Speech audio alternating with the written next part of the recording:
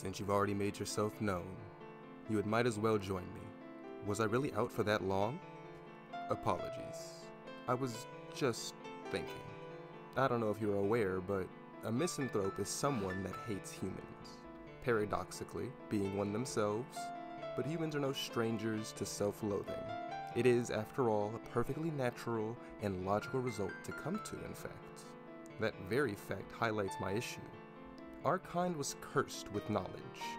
To the point of stupefaction, we have let a cynical world distort our thinking into that of a beast's, a monster's. Well, you are right about that. That doesn't sound like hate, but remember, hate is not the opposite of love. Love and hate burn on two different ends of a spectrum, but the two burn equally hot. The opposite of love is apathy, indifference. It wouldn't be incorrect to say that I hate humanity because I love humanity. I want better for us. I want us to be better.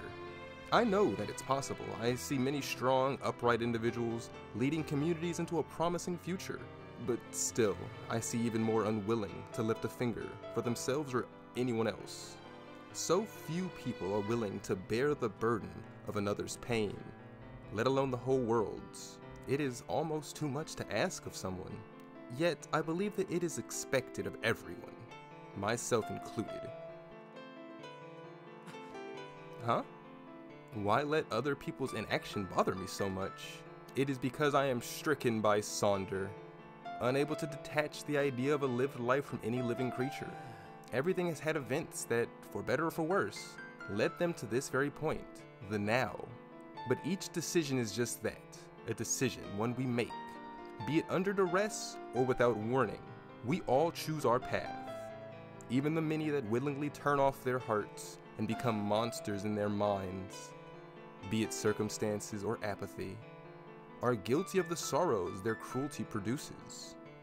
Each of us is more guilty than we know, and still deserving of far more kindness or grace than we may ever have been given. I do not want punishment for the guilty. I want more of us to know kindness and grace. But that can only happen if we collectively learn to care for each other even more than we care for ourselves. But it is so hard for us to reach out the first hand, take the first steps, and monsters never do what isn't easy. The easy route, shortcuts.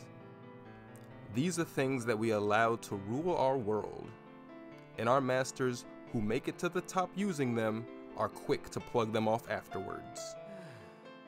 Yes, I'm well aware of the enemies of God that rule these lands.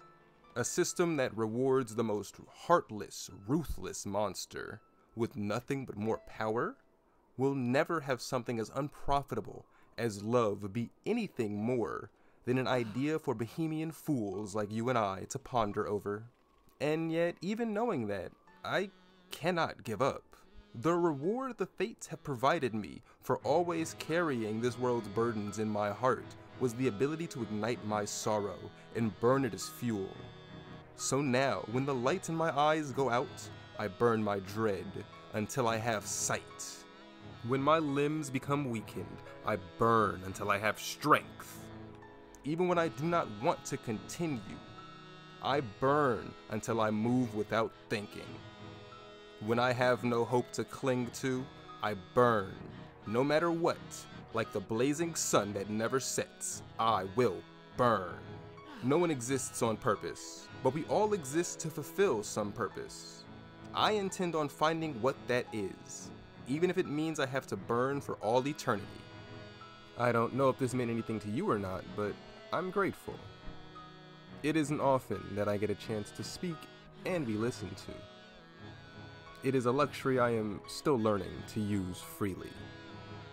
Don't worry, our wills are now connected. I'll look forward to seeing you in the next cycles. But before that, let's go.